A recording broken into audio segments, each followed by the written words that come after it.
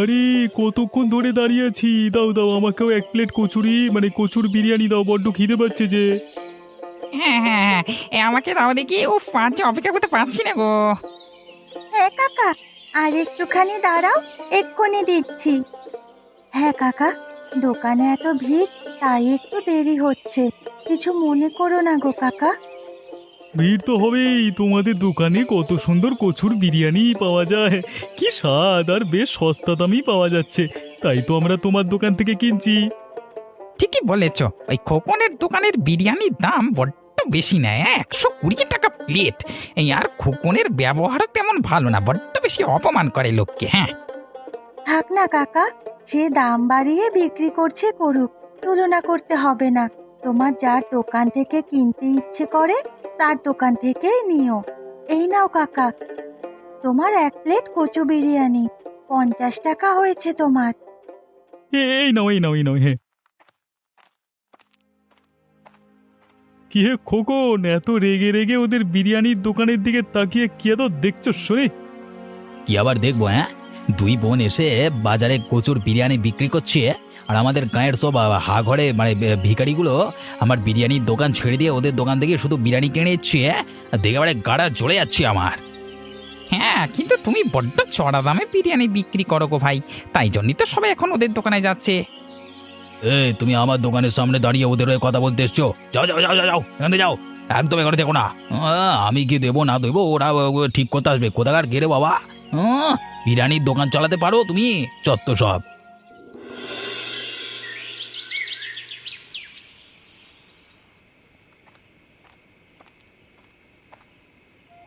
এই নে দিদি, তোর চা। সারাদিন অনেক খাটাখাটনি হয়েছে রে আজকে। হ্যাঁ রে, লোকজন আমাদের কচুর বিরিয়ানি খুব ভালোবাসছে। হ্যাঁ, তা যা বলেছিস। এই কচুর বিরিয়ানির দোকান করে অন্তত কিছু উপার্জন করতে পারছি রে। নইলে তো লোকের বাড়ি বাড়ি কাজ খুঁজতে হতো। বাবা মা চলে যাওয়ার পর তুই লোকের বাড়ি কাজ করে করে ঘর সংসার চালাতিস। হ্যাঁ রে বোন, ঠিকই বলেছিস। এই কচুর বিরিয়ানির দোকানটা করে বেশ উপকার হয়েছে আমাদের। উপরওয়ালা আমাদের দিকে মুখ তুলে তাকিয়েছে। কিন্তু আমার মাঝে মাঝে বড্ড ভয় হয় রে। ভয় হয়? কি নিয়ে ভয় হয় রে দিদি? কিছু কি হয়েছে? বল আমাকে। ভয় হয় খোকন কাকাকে নিয়ে। বাজারে সবার প্রথমে উনি বিরিয়ানির দোকান চালু করেছিলেন। বেশ চড়া দামে বিক্রি করতেন বিরিয়ানি, আর বেশ লাভও করতেন। কিন্তু যবে থেকে আমরা কচুর বিরিয়ানির দোকান খুলেছি আর সস্তায় বিরিয়ানি বিক্রি করছি, তখন থেকে ওনার দোকানে খরিদ্দারির চাহিদা কমে গেছে। তার জন্য উনি বেশ ক্ষিপ্ত হয়ে আছে আমাদের ওপর। এই রাগের কারণে উনি যদি আমাদের কোনো ক্ষতি করে, সেই নিয়ে আমার খুব চিন্তা হয় রে বোন। ঠিকই বলেছিস রে দিদি, তোর কথা শুনে আমারও এখন অনেক চিন্তা হচ্ছে রে। হ্যাঁ, কিন্তু এখন চিন্তা করেই বা কি হবে? যদি কপালে সেরকম কিছু লেখা থাকে তাহলে তাই হবে।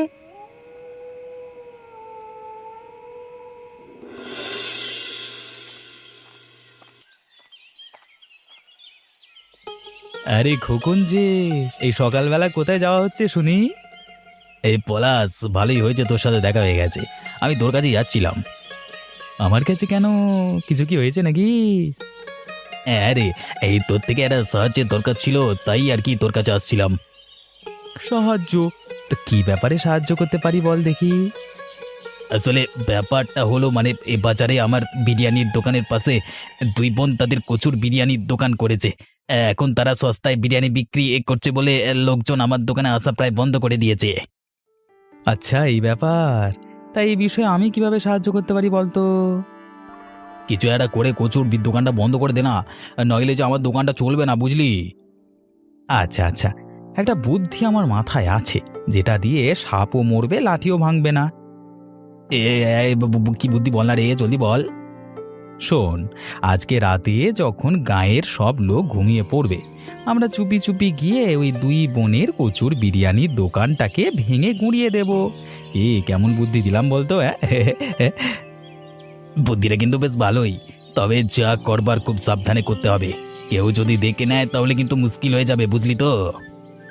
ও তুই চিন্তা করিস না, আরে আমি আছি তো, আমি সব দেখে শুনে কাজ করবো রে বাবা। আচ্ছা আচ্ছা ঠিক আছে, তাহলে আজকে রাতে চলে আসিস ঠিক সময় মতো। আমি তোর জন্য অপেক্ষা করবো, কেমন? হ্যাঁ হ্যাঁ ঠিক আছে।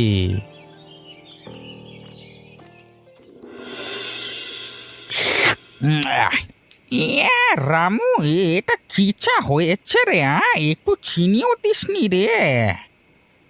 আরে রামু, বলি এটা চা না, যেন মানে কোনো স্বাদ দিই নাই, একটু চিনি নাই। ছে পুরো মুখের স্বাদটাই নষ্ট করে দিল রে। বলি তোমাদের দুজনে তো বেশ ভালোই বয়স হয়েছে, তা বলি এই বয়সে তো চিনি খেতে নাই, জানো না নাকি? তোকে আমাদের কথা এত চিন্তা করতে হবে না, বুঝলি? হ্যাঁ সেই, তুই যে আসলে কিপটে সেটা স্বীকার করে বল।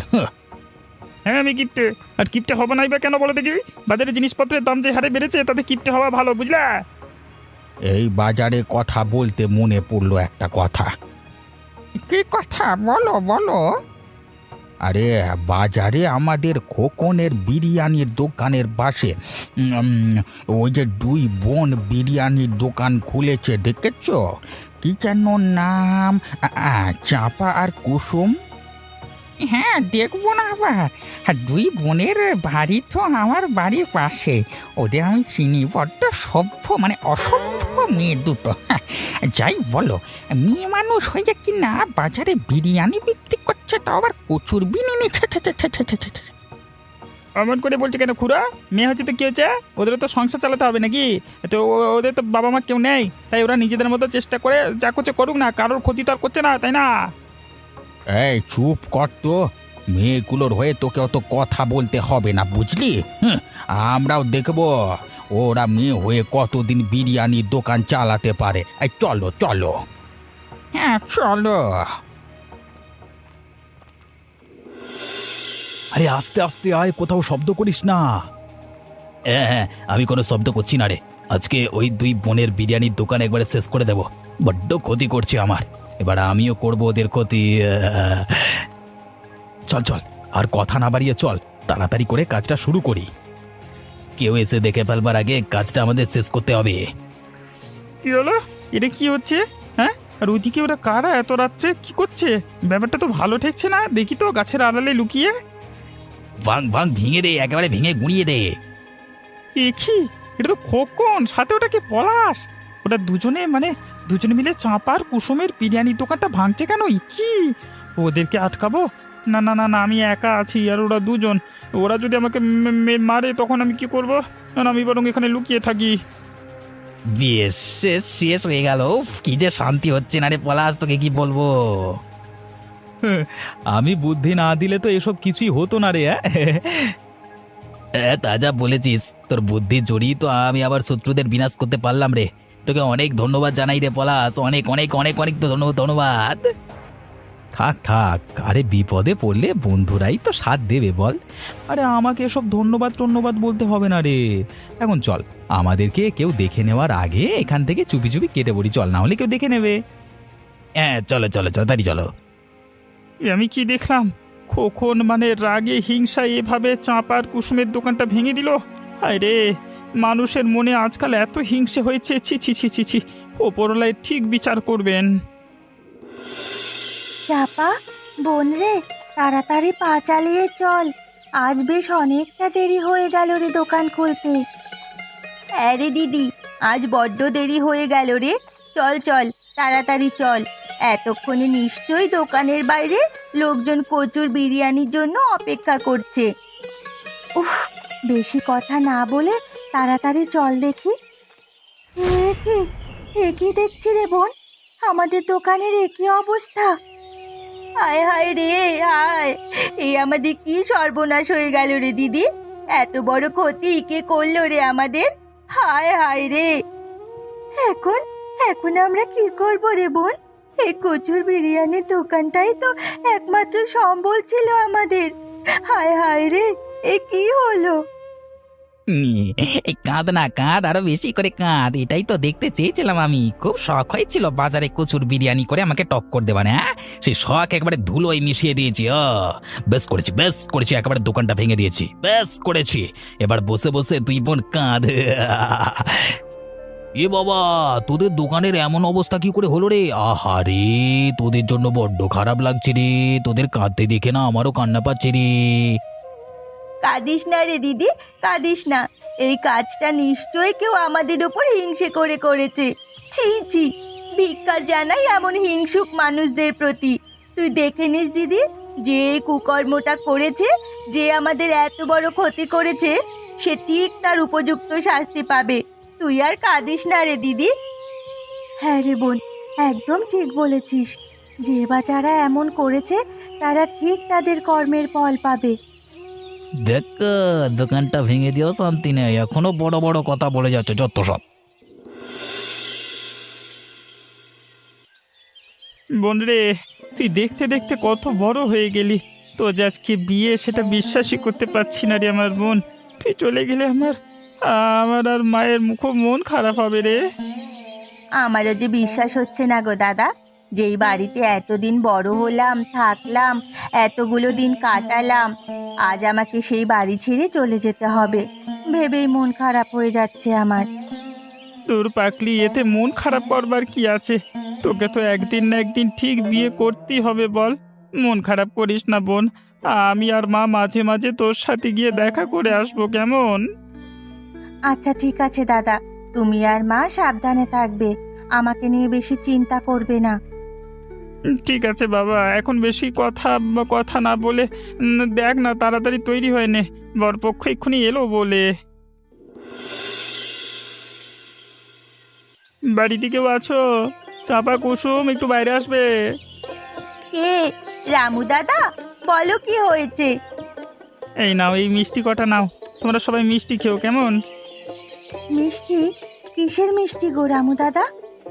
হ্যাঁ, এই সাত সকালে তুমি এমন আমাদের বাড়ি মিষ্টি নিয়ে হাজির হলে কেন গো? কিছু সুখবর আছে বুঝি?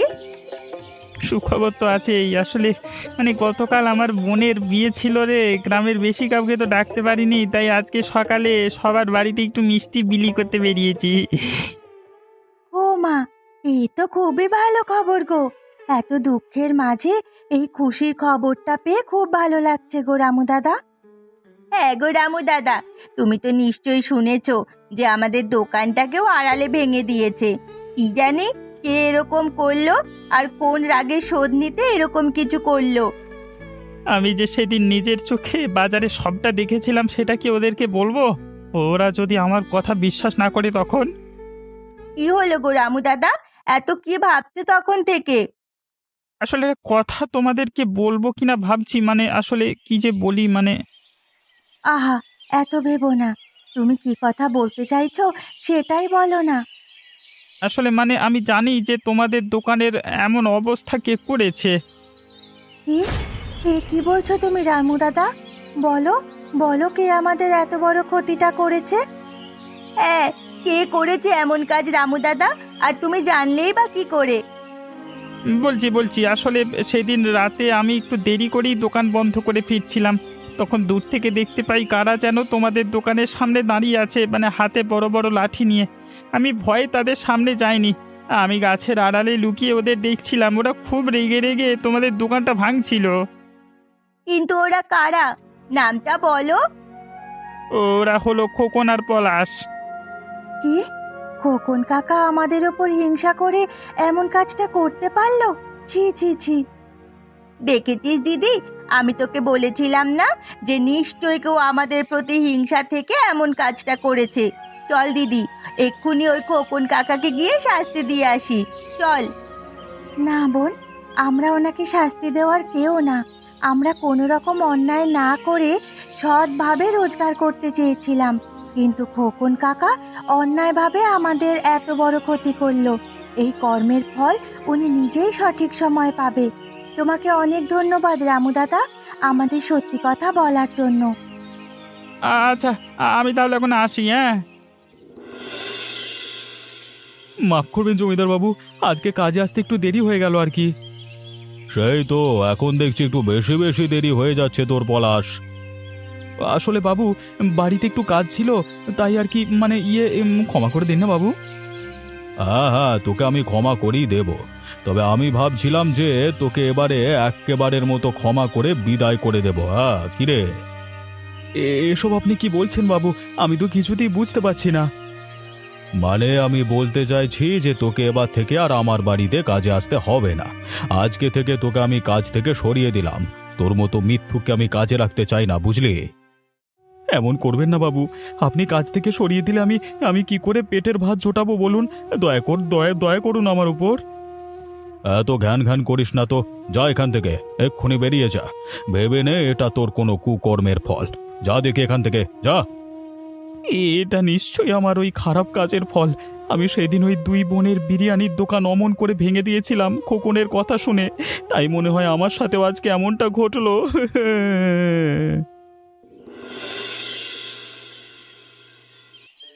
বাহ, আজকে চাটা একেবারে চমৎকার হয়েছে রামু, একেবারে মেজাজ খুশি করে দিলি।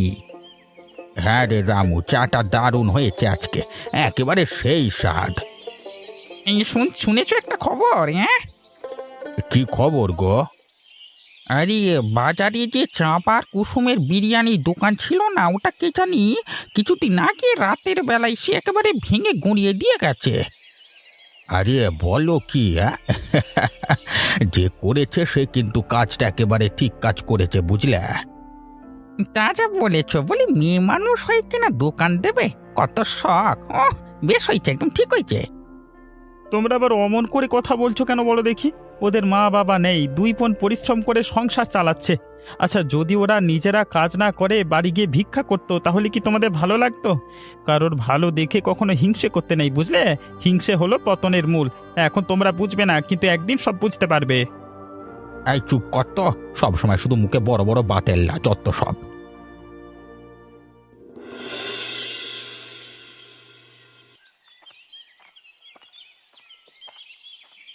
এই দিদি, দিদি, কি রে, তুই এই অবেলায় শুয়ে আছিস কেন রে? কি হয়েছে তোর? কি জানি, আজ সকাল থেকে আমার শরীরটা খুব একটা ভালো লাগছে না রে। বড্ড দুর্বল লাগছে আমার। ও মা, সে কি? আচ্ছা, ডাক্তারবাবুকে ডেকে আনবো নাকি রে দিদি? না রে বাবা, না, ডাক্তারকে ডাকার কোনো দরকার নেই। দিদি, আমি জানি দোকানের চিন্তায় তোর এরকম শরীর খারাপ করেছে, বল। এখন আর কি করা যাবে? চিন্তা করে আমাদেরকে দিন কাটাতে হবে।